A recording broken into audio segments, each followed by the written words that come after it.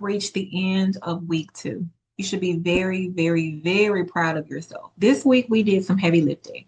We created our goals. We jotted down a few goals. We released to rise, right? We wrote down the good, the bad, the ugly. We used our mind maps to jot down our goals and kind of come up with ideas around what we wanted to actually strive for this year. We made sure those goals were specific, measurable, achievable, relevant, and time bound. We said a prayer over those goals. We asked God to make sure they were in alignment with what He wanted us to do. And if they were not, we removed it out of the bunch. And now we're in a really good sweet spot, right? We've done if you think about in week 1, we did the soul work. We released a lot of stuff there, but we kind of got in touch with who we are right now, our inner child, who we wrote letters to our younger self. We wrote letters to our current self, our future self, in all the preparation for getting to what we need to do today, right? Right now in this moment. So you should be very proud. We've done a lot of work in 2 weeks' time, a lot of work, a lot of hard work, mind you, in 2 weeks' time. So let's celebrate, but also it's time to do Vision Book Bingo. So by now, you should have a few of these scratched. We've been through 2 weeks. There's lots of things on here. Don't forget to do your free space.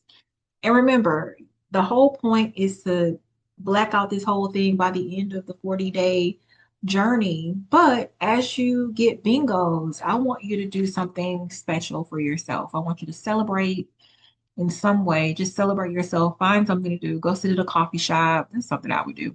Um, Go take a walk. Go, have dinner with friends. Buy yourself a card.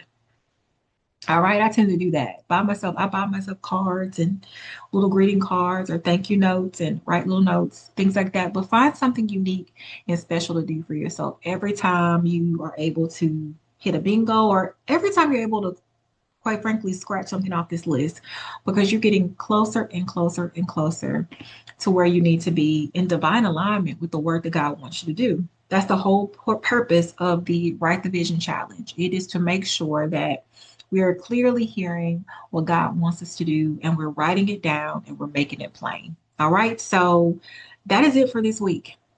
Take some time. There's not an activity for today like last week, but take some time, go back through your goals, make sure you are good with them. Make sure you've gone through each of the exercises, making sure they're specific, measurable, achievable, relevant, and time bound. There are extra sheets, smart goal framework sheets at the back of your book.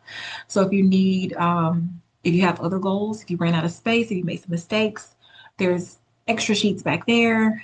And as always, if you have any questions, drop a comment in the chat, and I will be more than happy to get back with you and help you out. So that's it, y'all. That's the end of week 2. All right. Stay tuned for what's coming up. Next week is going to be fun. Now we can actually get to the fun part. So I'll leave you with a little teaser. We're going to be actually working on our vision boards next week. Finally, right? We're finally going to get to the point where we can take out the scissors and the glue and the tape and all the things, and we'll be able to start like doing the fun part, right? Not to say that this wasn't fun, but we'll get to that. We'll get to that next week. So that is all I have for you. And if there is something else from you guys, I will talk to you in the next one. All right.